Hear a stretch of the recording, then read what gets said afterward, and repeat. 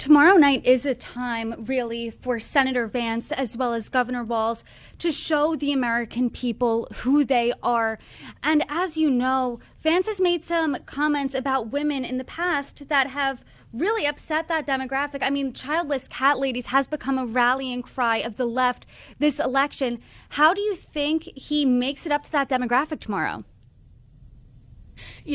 Obviously that comment was sarcastic, and the liberal media decided to run with it and made it a much bigger story than it ever was. And I think that Senator Vance can answer for himself and has responded to that.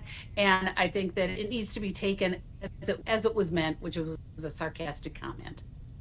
He's made multiple comments, though, regardless. If we put the childless cat lady's comment aside about women and parents in general, he said parents should have more power than people who don't have kids.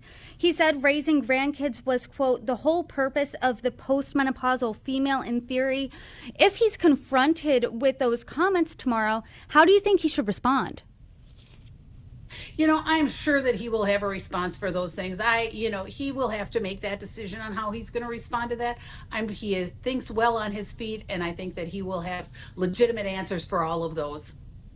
He's also been critical of former President Trump in the past. Most recently, last week, the Washington Post found that he said in 2020 that Trump, quote, thoroughly failed. And in 2020, he predicted he would, quote, probably lose the election. Do you think he has to explain that past criticism at all on the debate stage? I think the only person to explain anything to was President Trump, and President Trump chose him as his running mate. And I think that answers the question. And what do you think a win looks like for Vance tomorrow? I think that if he makes sure that he gets his policies out, he is understood by the American people, that's a win. And he makes sure that the American people understand what Governor Walz is really, truly all about.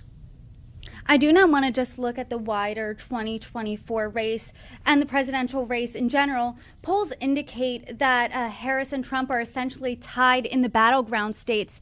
What do you think Republicans' messaging should be in the final stretch leading up to the election?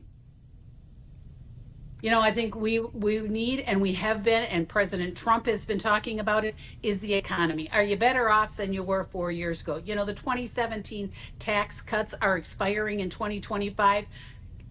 Harris says that she wants to let those expire, but you know what that'll do? In my district alone, 7th District of Minnesota, that will raise taxpayer taxes about 25%.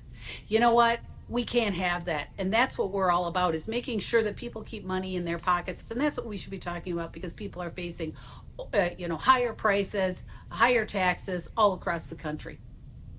And in the theme of our conversation on a debate, do you think Donald Trump should debate Kamala Harris again? I know she's called for another debate. He has said he is not going to. Do you think that the country would benefit from seeing them on stage again? Early voting started in Minnesota and in other states across the country. It may just be too late. And I guess President Trump will just have to decide what he wants to do with that.